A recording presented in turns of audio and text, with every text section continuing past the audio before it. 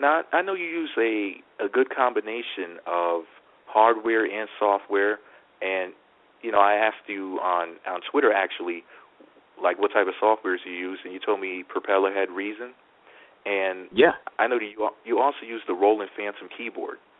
Now, Yes.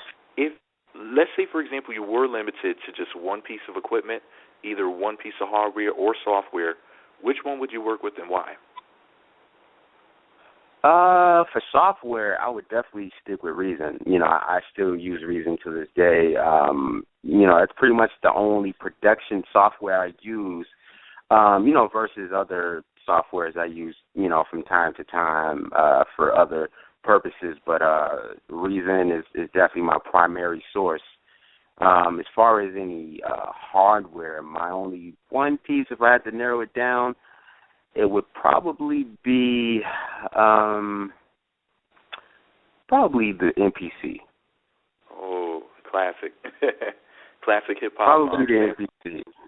Yeah, you can't go wrong with the MPC.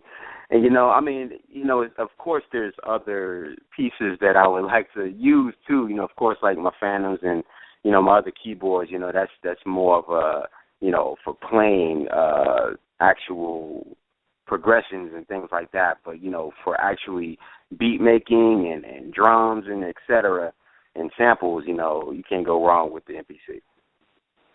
Absolutely.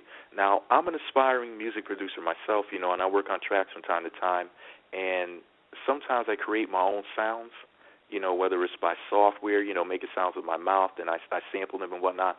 Now, when you're in the studio, do you ever create your own sounds with objects in the studio? Oh, yeah. I'm a big fan of sampling myself sometimes.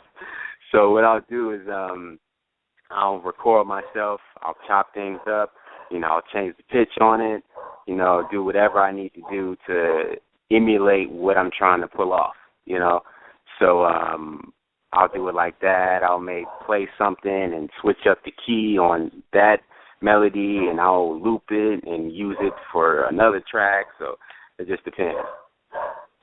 Do you ever beatbox on your songs? Not too much. I guess it depends on what it is, that I'm trying to do. Every record isn't going to be the same, so it just depends. Right. Now, years ago, it seemed like FL Studio, when it was called Fruity Loops, kind of took things over in the urban music market, and it was pretty much, people were using the Tritons and the Phantoms and stuff like that, and then people kind of switched over to FL Studio and REFX synthesizers. And back then, when people were using Tritons more, there was a company, I think it was called Modern Beats, and they had sound kits where they, emulated the Neptunes, Timberland, Dr. Dre, what their drums would sound like. Now, if Dream Music Group released the James Worthy sound kit, what would it consist of? Would it be full of acoustic instrument sounds, synths, drums, all of the above? What would be in there? Oh, man, it would be all kind of stuff. I mean, from percussions to kicks, all kind of different drums, claps. I'm a big fan of synthesized pads and arpeggio sounds and all kind of stuff. So it just kind of depends on what your preference is. I'm more of a versatile person, so I do all genres of music. So you'll get a little bit of everything in there. Right. Now, what is your opinion? Now, I know you're big on originality and creativity, but what is your opinion on producers on the internet who make type beats? Like they'll advertise their beat by saying, this is a Mike Will type of beat, or this is a Dr. Dre type of beat. When I'm pretty sure you've seen this around there on the internet. Oh, yeah, I see that all the time. You know what? I really don't know what to think about that sometimes. I don't know if that's really what they do, or is it more of to get attention, or is it more of paying homage to the original producer? sometimes I don't know what the purpose is of it, but I mean, I would love to hear, what their real potential is, Right, because whenever I see that, I always say to myself, well, what does your music, your original music sound like? That's what I always think. Exactly. Now, a lot of producers nowadays use beat tags. Like they'll say, for example, this is a James Worthy production on the beat. Do you use a beat tag on any of your tracks? And if so, what does it say? You know what? I used to use them, but I don't anymore. I'm just not really a big fan of the tags. I'm a real big believer in just letting the product speak for itself.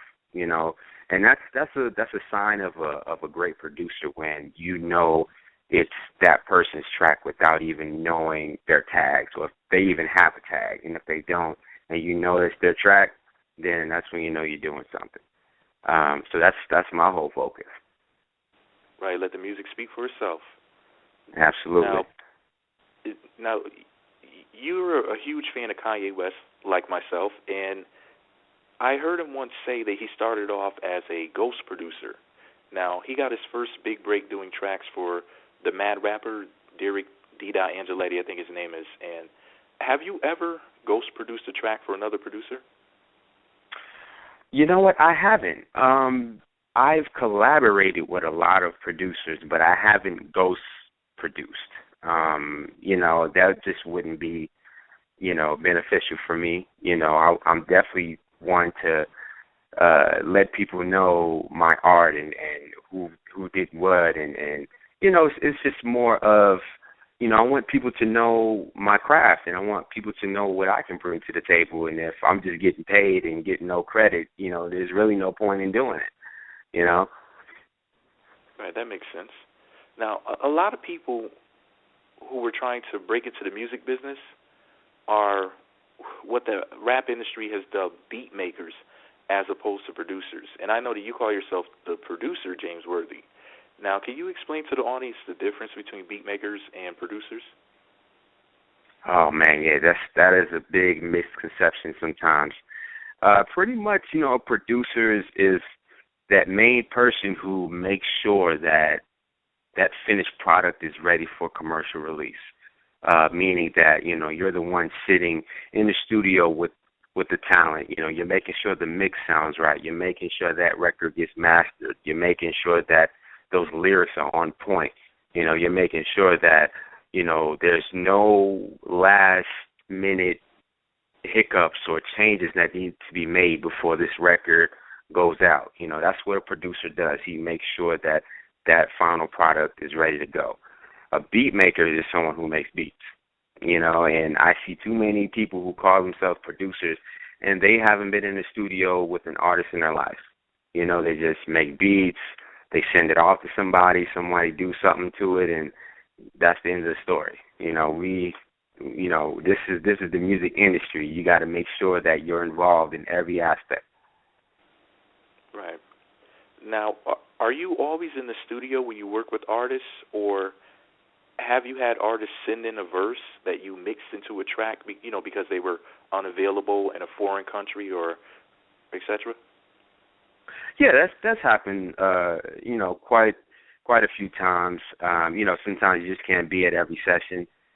You may be working with someone in another country or overseas somewhere, and they just can't get to you, so they'll send back a session or a verse or what have you.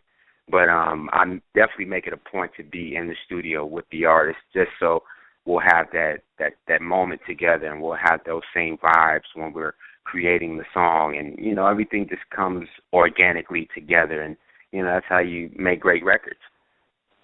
Right. What are your fans on? What is your opinion and your feelings on auto-tune?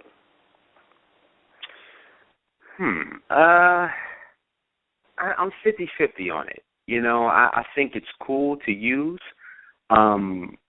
It's generally used just for an effect. It's not really supposed to be used for recording a whole song. I'm seeing too many people who use it,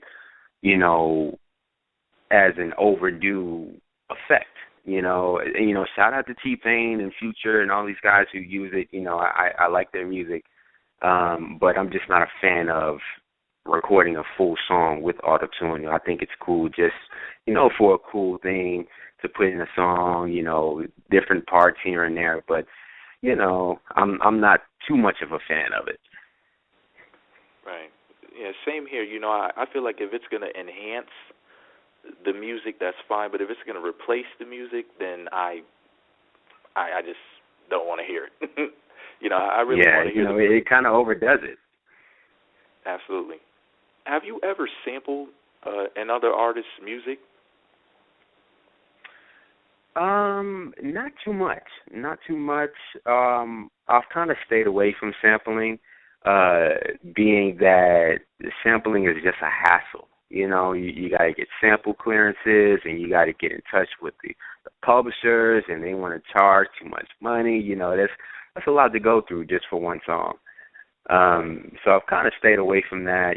I'm not opposed to sampling, but, if we're going to do something on a mainstream level with a sample, I would rather not go through that process unless someone else is handling that. But, I love sampling. It's great to sample the greats. There's no better feeling when you have a great sample to use. But it just depends. It's all politics. Right. Well, how do you feel about an artist sampling you in the future? Would you allow the sample to be heard? You know what? I would. I look at it as, if it's flattery, or I look at it as if they're paying homage to what I've created. I have no problem with that. I think how you sample it and how you handle the business is another aspect of it. But, I definitely wouldn't be opposed to that. Now, when I was researching different things that you've done and things about you for the interview, preparing my questions, I heard that you have some pretty sick skills on the basketball court, and I also learned that you've worked with Angela McCarthy, a.k.a. Angela M, on her music, and she, of course, plays for the Atlanta Dream in the WNBA. Have you ever had the chance to step on the court with Angela? You know what? That's funny. I haven't played her yet. I want to.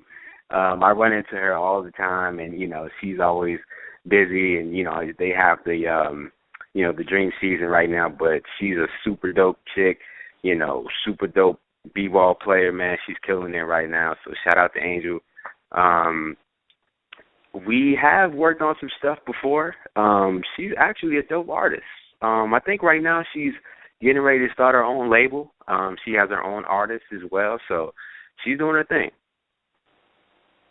Right. Now, I wanted to ask you something that's kind of a tricky subject. Now, but I know that you'll have probably a really, really, really good answer for this question.